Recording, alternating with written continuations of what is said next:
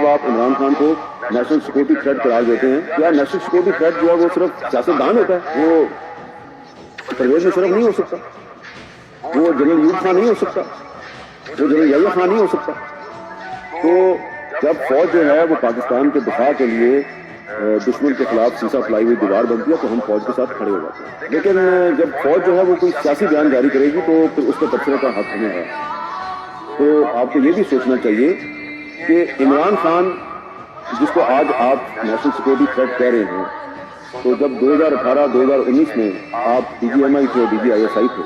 تو اس وقت تو آپ اس کو بڑا ڈیفینڈ کرتے تھے، تو یقیناً حالات بدل گئے ہیں۔ تو اب اگر آپ نے کسی ایک سیاستدان کو عبرت کی مثال بنانا ہے تو کوئی ایک عبرت کی مثال کسی ریٹائرڈ جرنیل کو بھی بنائے، تاکہ عام آدمی یہ سمجھے کہ پاکستان میں عبرت کی مثال ہمیشہ صرف سیاستدان نہیں بنتے بلکہ ریٹائرڈ جرنیل بھی بن سکتے ہیں۔